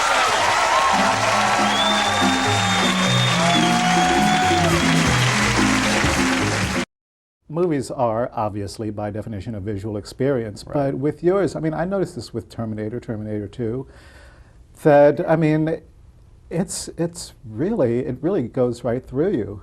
This was, like I told you, it was like a rock concert. Yeah, it should work on all levels. It should be visual, acoustic, musical, emotional, and I don't know if humor is an emotion. I guess it is. You know, should be funny in the right places. How has technology changed that to the point where this movie looks so good? Well, you know, there's a lot of things we can do now just in the last sort of year and a half that we couldn't do before in terms of really sort of digitally manipulating the images. Like a lot of the stuff with the jet, you know, we put in exhaust and flying papers and things like that. All sorts of cut and paste techniques that you could never do before. So now you approach it differently. You're not doing a lot of model shots, which always look kind of half fake. You do a lot of stuff full size, and then you put pieces together in new ways. And it's really changing the way you make images. We've become really trained as an audience as to what to watch for, you know? Right. I mean, we know when someone's hanging from a cliff or hanging from a helicopter that everything behind them is fake. So therefore we look for this outline. You'll never see another matte line. You'll never see another matte line. That's the beauty of it. In a digital shot, there's no reason to have a matte line. It can be, everything can be done better now. I mean, you know, like in Terminator 2, we were showing people stuff that they'd only seen in their dreams, maybe. And that stuff was in your face. It was really obvious. In this one, it's more sort of, it's outrageous, but the situations are realistic. Jets and helicopters, nothing science fiction, but it looks real. It looks completely real, you know. And that's the improvement. That's the extra turn of the screw that they haven't seen before. Does this make your job more difficult or necessarily more easy? And see, I would assume that this means you've got more work. It can be more work, but I find it to be getting easier and easier and more intuitive, because if you're shooting something and you decide to change it later, you can, or you can stick something in the shot and take it out later. You can take out a cable, a wire, a stand, something, you know, I mean, you can put a truck into a shot that wasn't there, you can take a person out that was there that you don't like, you change your mind, you don't like them, you know. Technology aside, I noticed this was yet again another example, and I'm thinking again of Terminator, another example where you have a female lead who is more than just an accessory, right. And B, you have a female lead who is actually a different person at the end of the film, who has her own transformation. arc. Yeah, absolutely, and a fun one too. You know, Jamie plays a woman who has a lot of foibles, and she's really repressed, and she's kind of nerdy, and that was a fun character for us to create, and she was perfect. I mean, she didn't miss a beat, and of course it's all shot out of order. So you see a perfect line, you know, but she didn't get to make it as a perfect line. Yeah. She did this part, then that part, then that part. You know. So I'm wondering, why is it that other filmmakers haven't caught on to the fact that character arcs are just as important for the women in these action films as for the men, and sometimes they forget that it's important for the men. Yeah, I don't know. You know, I mean, to me it seems pretty obvious that you know, the audience is going to relate to people. The quickest thing for them to relate to in a frame, it's not going to be a jet plane or, you know, jet engine or a helicopter. Those are the accoutrements, the window dressing. What they're going to relate to are the people. And I think the way people are enjoying this film is they're going with the characters and the situations. And the laughs are coming out of the situations. In fact, in trying to sell the movie, we've tried to go to the funny moments in the film and just put them in a TV spot. It doesn't work. It's really hard to sell the movie because the laughs are organic to the film. You've got to experience it up to that point to get it. I've got to wrap this up, but I have to ask you, how has your working relationship changed with Arnold since Terminator days? It has to have improved or changed in some way. Yeah, it's getting better and better. I mean, we were strangers on Terminator, and he had a lot of respect for the material, and so he had enough respect for me that he kind of played it the way I wanted him to. In the meantime, he became like the ultra mega star of the universe. You know what I mean? So the balance changed, you know. And but there was always respect, and we get along great, and we're buddies. We ride bikes, and you know, it's not like like he became this kind of hard to deal with, you know, superstar. Keep up the good work. Hang in there. Okay, thanks. I thoroughly enjoyed it. Thanks. Good. I'm glad you liked it. Everything a movie should be. All right. The one thing that jumped out at me about this movie, in addition to all the action and stuff that you've never seen before, was the fact that the female interest, quote unquote, actually went through some changes for a change. There was a girl part. An action picture, an action comedy that'll actually appeal to women.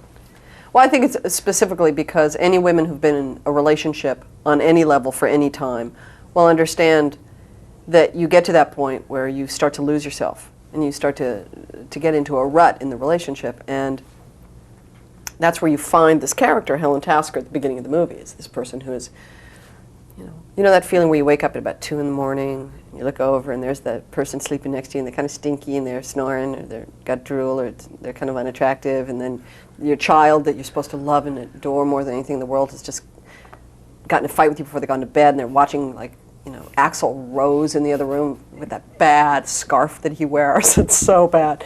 And, you know, you're lying there in a nightie, you know, and you just, you know, and your husband only kind of just like puts his hand on your breast and never like kisses you. And it's that feeling of, when did I become this person? I don't want to be this person. I want to be the person I used to be. And I think that's where you find this character. It looked like you had so many distractions in this film beyond acting.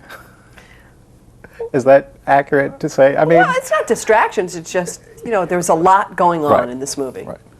There's a lot going on as a metaphor for the whole movie, meaning that it's a combination of action and comedy. It's got drama and suspense. It's got emotion. It's got a lot of humor. It's got irony.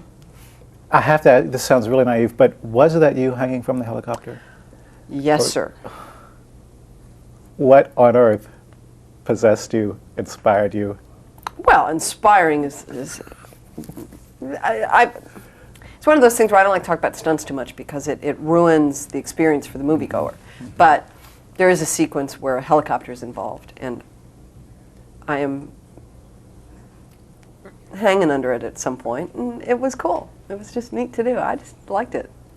Did you volunteer to do your own stunts? Oh, I don't do all my own stunts. Yeah. There's a stunt woman named Donna Keegan who will, you know, should get a lot of attention for this. But I had the same view that Donna had. That's how, you know what I mean? I saw, I had the same vantage point as the stunt woman had a couple times. Did you take dance lessons? I Tango? took them a little bit when I was younger, and we took, it's hard to say we took tango lessons. We rehearsed the tango scene, you know, for a while. So what is it about this film that you liked from your point of view? I mean, everybody who's seen it... Say it again? Well, I was going to say everybody that's seen it can easily say what they like from their point of view, but I'm wondering from... I like everything that everybody else likes. I mean, it is, to me, it's just that big action picture. It's a big comedy, and at the center of it is the story of a marriage that's fallen apart and gets put back together through extraordinary circumstances. And that, to me, is a great movie. That's just a great ride. It's an e-ticket ride. It's one of those ones where $7.50, it's like, yeah, I'll pay $7.50, I'll pay $7.50 again. And that's exciting. I've never been in a movie like that. And to be in this one at this time with Jim Cameron and Arnold Schwarzenegger, it's like fabulous. I'd pay $7.50 again, too. Yeah, I'll pay $7.50. I told the Fox guy, I said, I'll come to the premiere with $7.50. Yeah. It was also nice seeing you do something really unexpected that I hadn't seen aside of a Jamie Lee performance, where your character in the beginning was so frumpy / dowdy / conservative. I mean, with those eyes, you were just a physical wreck. And, you know, I've seen you do the incredible, sexy, vampy woman before, but what was different this time was to see you actually make the transformation. Well, what's wonderful for the movie, it's not often that you actually get to watch somebody do a transformation. It's usually you sort of see the stages, like Pretty Woman. You just kind of see it coming along. And this is like you get to actually watch it on screen happen in real time. And Jim was very adamant about making sure that the audience enjoyed that they really got a chance to see this character change. Congratulations. Thank you very much. You did a great job. It's really exciting. Thoroughly loved it. I'm really excited. Thanks a lot. There, you bet. Bye. You bet. What is our total time? 5 minutes. Okay, thanks. Jim, it's good to see you again. Good to see you again, Bobby. I have been watching this project as best I could from afar, True Lies, and Jim, I have to tell you, it just even exceeded my expectations. Great. Great film. Thank you very much.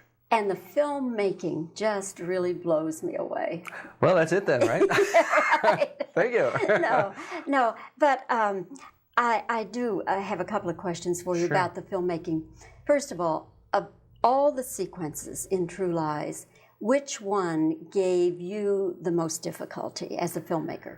Well, we did have a very complex sequence involving real Marine Corps Harrier jets that we brought in and landed on US 1 in Florida.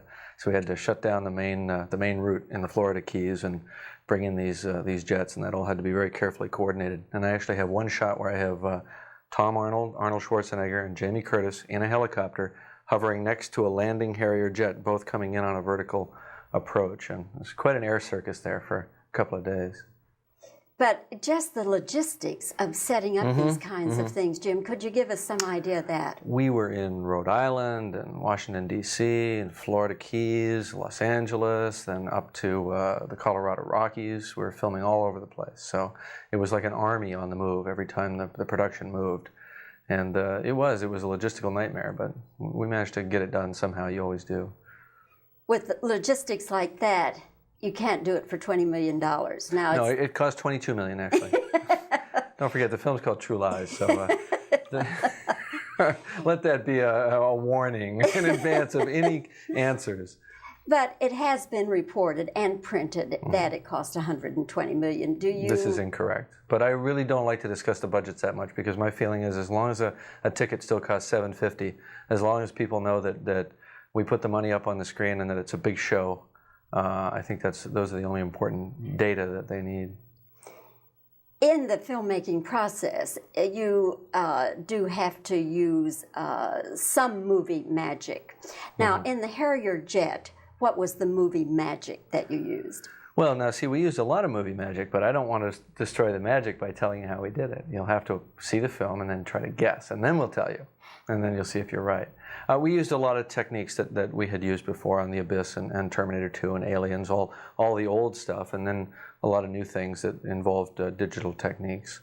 Some pretty cutting-edge stuff, too, although it may not look cutting-edge in the film, it'll just look real.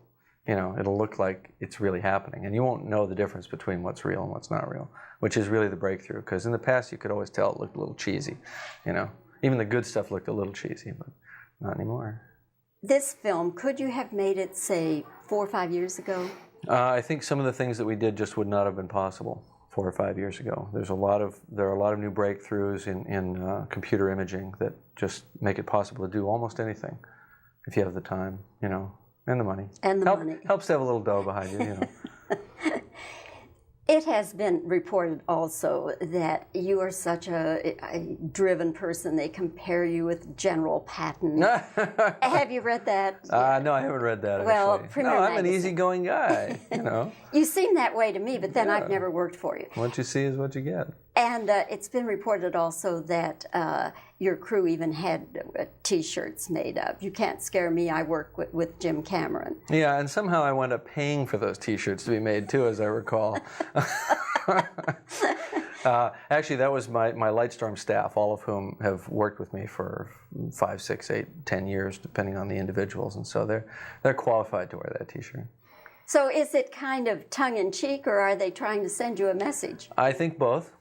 I think they want it known that you know, I am a bit of a hard taskmaster at times, but on the other hand, they also want it known that they're part of something. You know, they're part of an event or a happening or something, and they relate to it on that level, I think, for the most part. Well, Jim, once again, congratulations on True Lies. I just think it's going to be the film of the season. We never talked about the movie.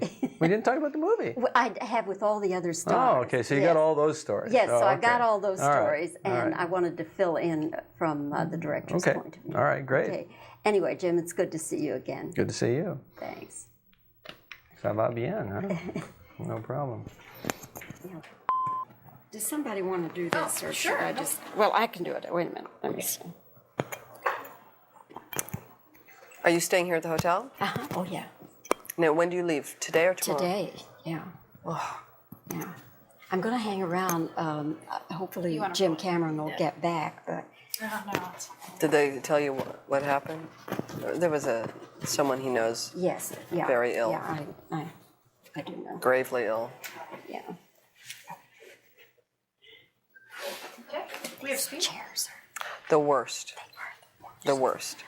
Would you like a cushion behind you? I've got it. Okay. Madam. You know what Ethel Merman said, smile when you call me madam. No, I didn't. Yeah, that's a line from the play, from the musical, Call Me Madam. And there's this man says to her, madam, and she says, smile when you call me madam. Anyway, Jamie Lee, it's great to see you And again. you. And Always a pleasure. My dear, congratulations. Thank you. Wow, what a film. Pretty exciting. And what a performance from you. Thanks. You just had to be so elated to be in this. I was elated to get the job, and then I was elated to be on it. But I'm going to use the term, and my sister will see this interview and yell at me. I am most buoyed, because she told me I'm using power words too much. I am buoyed mostly by... We worked so hard, all of us, on this movie. Everyone from Jim Cameron down worked so hard to bring this entertainment to the screen. A lot of us sacrificed our families more than we had in the past. You know, we worked hard and to see the reaction we're getting is so great. That's what I'm mostly excited about. Is the reaction of the audiences who see this movie walk out going, oh my God. It's just, you can imagine. I had read that one of the final scenes where you're hanging off the helicopter, that you actually did it. It wasn't smoke and mirrors No, this ma'am. time. You were actually hanging out over the ocean. Yes, ma'am. Jamie Lee, did you know you were going to have to do that? Pretty much. It was real. I must tell you, these people who do the stunt work, it's such a organized, well thought out, triple checked process that releasing yourself to the trust of those people is a lot easier than getting on a commercial airplane, in my opinion, because you're standing there, you're watching them triple check everything. Every possible scenario of what could go wrong is checked and double checked, and you have plan A, plan B, plan C. Why not release yourself to that and trust that? I get on a freeway in LA, I feel a lot less, comfortable than I did hanging 250 feet over the Florida Keys. How long did you have to do that? Oh, it was just an afternoon. A whole afternoon? In and out, I guess? Yeah. It was great. It was one of the peak experiences of my life. Now, which bothered you the most, doing that scene, hanging from the helicopter, or doing the seductive dance in your bra and panties? Doing the dance in my bra and panties. That actually took a lot of releasing myself to the moment. I mean, I really found that I had to just go, look, here you are. It's this day. You've dieted as much as you're going to diet. You've done enough sit-ups. Just have fun. I trusted Jim. I knew Jim wouldn't put something unattractive in the movie. And believe me, there is unattractive footage on the floor. Thank you. I've seen a little bit of it. What do you mean unattractive? Meaning that, certain angles are going to be better for certain parts of your body than other parts of your body. And so, he was generous in his editing. Let's just put it that way. He wanted to make sure that I felt comfortable with what was on the screen. There were things that I did that have, ended up on the floor that were even more sort of revealing and a little more. Yes. And so, seeing some of that on screen is like, oh, okay, I think I've seen enough of that. That won't be in the movie, thank you. So, parts of your body that, So I'm thrilled. I'm just really excited. I can't get this off my face, this kind of grin. I feel, Jamie Lee, that it is the best thing you've done since A Fish Called Wanda. How do you feel? I would agree. It's the best part I've ever had. And I knew that when I read the script. So you can understand it's been a year from the point of knowing I was going to go do this to it coming out. And for a year, I've known that I've had the best part that I'll ever have. That'll be it. It'll be my zenith for me. Because it incorporates everything good. Everything that I feel I can give was really done in this movie. And I'm really happy with the work. So I'm excited. Jamie Lee, I have a feeling that a few years down the road, we're going to be doing this thing again, and you're going to say, and this is the best role I've ever had. Or you'll say, this is the best I've had since True Lies. Maybe, but True Lies really gave me an opportunity to show my stuff. And that you did, my dear. Thanks. Jamie Lee, great to see you. Thank you very much. I appreciate it. And again, congratulations. And I can't wait to see the grosses for the first weekend. To be frank, I'm going on vacation, and I'm not going to be wearing a phone. I'm going to be hiking all that weekend. And on Monday, I'm sure I'll get near a phone and say, okay, how was it? But I'm not going to be... I know we did a great job. I know people are going to love this movie. Whether I can't get involved in that part of it, because that's not what... That may be why Fox made the movie. So all those people would be scurrying around going...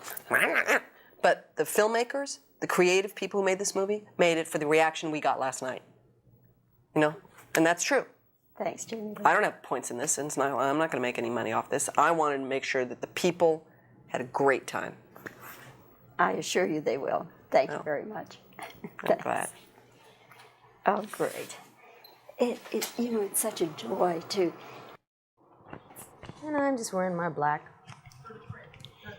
You can't go wrong with basic black. Never. That's comfortable and cool. Yeah. Yes. I didn't want to wear a jacket today. Okay, stand by. Here we go. What is it, 5 minutes? Yeah, okay. Oh, my God. Well, Tia, it's good to see you again. Nice to see you. I don't know, this is the third or fourth time. Boy, it's been busy, hasn't it? Well, it says you've been making movies and doing well. Thank God. Congratulations to all of you on this movie. It's just True Lies. What a hoot. What a hoot. I knew it would be a lot of action, but I didn't know it was going to be so funny. I don't think anybody knew that it was going to be so funny, and I don't think anyone knew that Tom Arnold was going to be such a lovely surprise. And the way he and Arnold worked off each other, it was the perfect marriage of two different styles. And I think it made the movie really take off. It moved. I wasn't surprised to see you doing a tango, but I was very surprised at how well Arnold does the tango. Wasn't he wonderful? He's just so big and strong and statuesque. Yes. How long did you rehearse that number? We had a number of rehearsals over a period of time. I mean, while he was shooting and I was shooting, we were sort of fitting it in between. But yes, we had a number of rehearsals. I can't even count. Videotaped ourselves so that we could adjust our posture, things like that. It's a difficult dance to learn. It's not something you just sort of, like street dancing, just up and do. You have to really study the way you're standing. Well, and also the beat is a little different. I did it one time for a demonstration, and I seem to always have my weight on the wrong foot at the wrong time. It's a very sensual dance that was very wonderful. I was thinking about taking it actually for my own private enjoyment. And Arnold had no problems with it? No, none whatsoever. I mean, we worked very hard at it. It was a difficult, I mean, at our first lesson, of course, it was difficult, but I mean, you saw what he did. He looked wonderful. He looked like he's been tangoing his entire life. What about the fight that you and Jamie Lee have now? That is something to see also. Yes, it is. I don't know if we're giving away something wonderful, but I think you figure out in the beginning of the movie that there's going to be some problems between these two women, that there's going to be some way that they meet up, and there's going to be trouble, and boy, did they blow it out in that scene. Well, it had to be choreographed, didn't it? I mean, definitely. Yes. Every movement was planned. Oh, absolutely. I mean, you have to do that, otherwise people get hurt. For you, what was the most difficult thing you had to do in this film? The tango. No, because you have to maintain your character and your eye contact and still say the things with your eyes while you're going 1, 2, 3, turn 2, 3, okay, leg up 2, 3. But the whole thing was just a joy to work on. It was great fun. It was the most fun I ever had on a movie. Did you get along okay with Jim Cameron, because he is a taskmaster? He's great. I loved working with him, every second of working with him. He's wonderful with his actors. He's very specific. He knows exactly. He's just great. It's just a very giving director. I had a great time. And you didn't find him to be temperamental or abusive or any of that? No, not at all. I mean, we were on the set, and I mean, as far as being a taskmaster, I mean, Arnold was on the set from beginning to end. I mean, everybody was there to work. It was no prima donna set where people went running off to their trailers every 5 seconds. It was really wonderful. I'm sorry to see it end. Are you pleased with the roles you've been getting? How could I not be? It's been an incredible couple of years, going from a Wayne's World to a Rising Sun, and then having more fun in Wayne's World 2, and then now going to an entirely different vein, this huge action comedy extravaganza. It's fun. That's what you start out acting for, to play entirely different roles, and I've been fortunate that I have been able to. Do you have something else you'll be doing soon?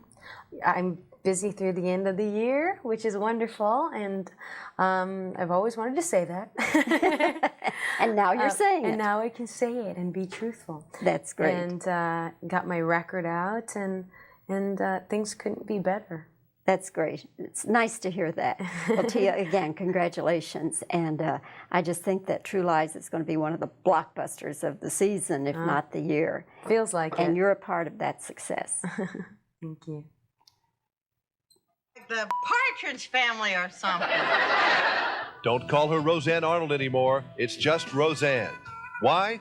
Well, she doesn't like her husband Tom anymore. And after years of co-starring with him on the pages of all the scandal sheets, they're through. And without Rosie, Tom's history. But wait, there's another Arnold coming to the rescue. The big Arnold has turned Rosie's Tom into the hottest new screen star in Hollywood. In True Lies, Tom Arnold almost steals the film. Okay, let's make it quick because my horse is getting tired. Your horse? It was great because I had good chemistry with Arnold off camera. And so we just carried that on, onto the camera, and then it turned out good. We just had that kind of relationship where I'm giving him a hard time, and he gives me a hard time, and and so we just played that out there. And I genuinely like Arnold, and my character really likes him too, but he gives him a hard time, so it worked great. But this character just seems like you were just made to play this guy, aren't you? It was a great role for me, great role. Have you ever been able to figure out, when you're acting and doing things, why some things work and why some things don't? Is it just because of the family that's put together to do it, or what? It's a lot of things. It could be that you're not right for the part. There's a lot of parts I'm not right for, and if I were to take one of those parts, it just wouldn't work. I mean, the same with Arnold or any other actor. There's parts they're better at than others, and it does help to have a great director and a great writer. So I was well taken care of by the director, the editor, everybody in this movie. The flag is the first, bell is the second. The biggest of the big in Hollywood are all making the phones at Tom's William Morris agency smoke. And as usual, the world around this man is spinning. Go. I have a big head, and it only fits on the big screen. I think that was my problem with television. And maybe I should get in the movies then. Maybe we found the secret here. Exactly. But I think, I don't know, it's weird. It's weird how you can watch somebody on a movie and think, and say, that's funny, that's good. And then the same thing on television doesn't work, or vice versa. And it's weird. I don't know what it's about. All right, you guys, you ready? One of the things you quickly learn about Tom Arnold is the fact that he's a good old boy. You may remember the dynamic duo's Farm Aid appearance. Tom loves country and TNN. You are a loyal TNN viewer and have been for a while. Oh, yeah. I love You're a country boy? Mm-hmm. Country music fan? Oh, yeah. Used to play country music in a band. What'd you play? Played drums and sang. You were a drummer, huh? Yeah. Who's your favorite country artist, or is it fair? George Jones, I'd say, probably. I gotta love so many of them. Willie Nelson, I love so many of them. I mean, if I started a list, we wouldn't be able to get this interview in. But George Jones, he'd be the guy I'd like to. Well, he is the greatest singer of all time. Yeah, he is, of any music. We have speed? And you have speed. Okay. And whenever you're ready. Now, you are a loyal TNN viewer and have been for a while. Oh, yeah. You're a country boy? Mm-hmm. Country music fan? Oh, yeah. Used to play country music in a band. What'd you play? Played drums and sang. You were a drummer, huh? Yeah. Who's your favorite country artist, or is it fair? George Jones, I'd say, probably. I gotta love so many of them. Willie Nelson, I love so many of them. I mean, if I started a list, we wouldn't be able to get this interview in. But George Jones, he'd be the guy I'd like to. Well, he is the greatest singer of all time. Yeah, he is, of any music. Yeah. Does country music speak to you, or is it just something that's on the radio, it's background or whatever? Well, I mean, it has, I like a lot of kinds of music, but, it hits your heart more than any other music, and I'm not into opera or anything, but I mean, it speaks the language that I certainly understand. People know you for a lot of things, Mm-hmm. From everything you can imagine, from the National Enquirer to On Forward. But, I don't think anyone realizes how good you are in a movie like True Lies. You stole the movie almost. Oh, thank you. That really is true. I'm not just saying that. I think when you see the press about this, you'll say, wow, they'll say, Tom Arnold, my goodness. Was this just like the perfect role for you or something, or what? It was great because I had good chemistry with Arnold off camera.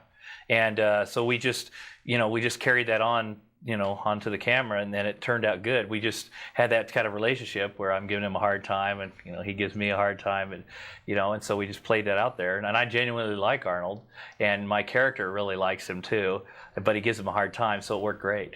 But this character just seems like you were just made to play this guy, aren't you? It was a great role for me, great role. Have you ever been able to figure out, when you're acting and doing things, why some things work and why some things don't? Is it just because of the family that's put together to do it, or what? It's a lot of things. It could be that you're not right for the part. There's a lot of parts I'm not right for. And if I were to take one of those parts, it just wouldn't work. I mean, the same with Arnold or any other actor. There's parts they're better at than others. And it does help to have a great director and a great writer, So I was well taken care of by the director, the editor, everybody in this movie. Did you honestly have any idea how well this would turn out, though? I mean, last night the people were screaming and hollering in this theater. I saw someone actually stand up and go, yes! Yeah. I was, until I saw it with a couple people a week and a half ago, and I didn't know how the movie was because I didn't go watch dailies, and I didn't want to see it, because I want to see it when it was all done. And I was at the, toward the end of the movie, and I knew the script. I was just like, my mouth was open too. I was shocked at the stuff that was happening, and I was, it was exciting. How do you approach this acting stuff? I mean, you're not. I don't think you're a workaholic kind of guy, are you? Yeah. Well, I have been because I'm doing acting and writing and producing shows. But I think I'd like to not be a workaholic, and I approach it like you read the script and then you kind of improvise a little bit or make it so it's natural from yourself. That's all I know about acting. What's the difference? I mean, some people can make it on the big screen, and some people can only make it on the little screen. And it's kind of a hard deal for a lot of people to jump back and forth. But I mean, obviously, you do well on the big screen. So I mean, what's the difference? I have a big head, and it only fits on the big screen. I think that was my problem with television. And maybe I should get in the movies. Then maybe we found the secret here. Exactly. But I think I don't know. It's weird. It's weird how you can watch somebody on a movie and think and say that's funny, that's good, and then the same thing on television doesn't work, or vice versa. And it's weird. I don't know what it's about. It's hard doing movies, though, isn't it? Because you do a little spurt and you stop. It's like a 30-yard dash as opposed to a sitcom, which you're basically doing it like a play in most cases. It is hard in that way. And you do the little spurts. You just try to keep the energy up and each time do it different, a little bit different, and so that they have different things that they might want to choose from, the director. Where do you get your energy from? Do you have any idea? Is it just natural? It just kind of flows, or you have to just kind of psych yourself up? Well, when you sometimes I look around me and I'm we're making a movie, for God's sakes, and I'm with Arnold Schwarzenegger and we're sitting in this car, and that kind of gets me going, and that's part just the dialogue usually and the interplay gets my energy up pretty good. For some people, and I know I'm very guilty of this. I was just thinking this the other day. It's hard to enjoy sometimes the moment. Yeah. You're always thinking about tomorrow. You're thinking about yesterday. It's hard to enjoy the moment. Right. That would be a neat moment, I bet. Just in the middle of this production, you look around. I'm in this multi-bazillion-dollar movie. I got Arnold Schwarzenegger, the world's biggest movie star, next to me. That's a great moment, isn't it? It is. I know, and I just flash on it for a second, because if I think about it too much, and I'm afraid my knees will go out from under me or something, like, what am I doing here? This is too weird. Well, good luck to you, Tom. Thank you. Nice seeing you. Thank you. All right. Okay. Great. Are you in this Lost movie? Yes, I am. You already been to Huntsville? I certainly have been. Yeah. Everybody was there. We had a great week. We went to Huntsville and we went to the Johnson Space Center, and then I went down to the Cape. Yeah, I covered the shuttle. I covered the Challenger. That was the last thing I covered, but I covered all the shuttle launches through that one. Fantastic. When I was in Houston, and that's a wild thing. Yeah, you seen a shuttle launch or anything? I haven't seen one. Gary Sinise, who's yes, 2 shots. He knows it. You go. Gary Sinise. There's nothing like it. I mean, see a night shot. He went yesterday, and he called me from. He watched the show, and he said it made him cry. It's unbelievable. It is unbelievable. About 5 minutes. Okay. 2, 1. Beautiful. And rolling. I don't want to spoil for the people what you do in this movie, because I think it should be a surprise. I think you're absolutely right. But tell me about the We've experience. been able to keep it a secret up to this point. That's right. Well, everybody has a double identity in this movie, and everybody has kind of a Dr. Jekyll, Mr. Hyde personality. There's kind of the vice and the versa. And you meet my character, he's deadly earnest, and there's some kind of air of mystery about him. But then he reveals himself in a lot of other ways as the thing goes on. And there's some great situations in the picture. And again, it's hard for me to really just say what they are. But the movie plays, my character brings a little bit of comedy into the film. And I've known Jim for years and years, and I've been really lucky to work with him on a couple of different projects. And this was a plum role, and God, I had to come in and audition for it, which is very difficult to audition for someone who knows you, because it's hard to have much of a mystique with people like that. And but Jim said, I didn't hire you because you were my friend. I hired you because you gave a good reading. And we had a lot of fun. We've known each other for years. You get to have some good stare-down scenes with Arnold Schwarzenegger. What's Arnold like to act against? Because he is a rather unique person. He is a totally unique person. Well, he was always hugging and kissing me in this one car scene, and it was a little intimidating because, he's a big guy and stuff, and I guess, he's from Austria, and they're just kind of very affectionate over there. And kept telling me how I reminded him of somebody he'd known growing up. No, I'm just kidding.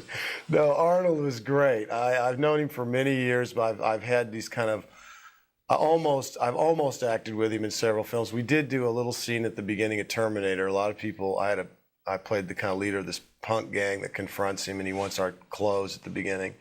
But this was the first movie where we really had real scenes, and we spent a lot of time together, and it was a lot of fun. He's an actor who's not intimidated by other actors. He wants you to be as good as you can be in the scene. He realizes the value that it's a team effort, and he's only as good as everybody around him. So he's very supportive, and he's very relaxed, especially with James Cameron, because they've had such a great history together. And he tickles me just sometimes when he does. He's got a great sense of humor, and when they do some of these Terminator stares, I call them, yeah, they will melt you. They do. I would not want to be on the receiving end of one of those if he was serious about it. Well, I knew he wasn't, so it wasn't completely intimidating. But yeah, we had a lot of fun. We smoked a lot of cigars. I spent most of my time with Arnold in an open car driving around Washington, D.C., which is a great kind of series of scenes in the movie.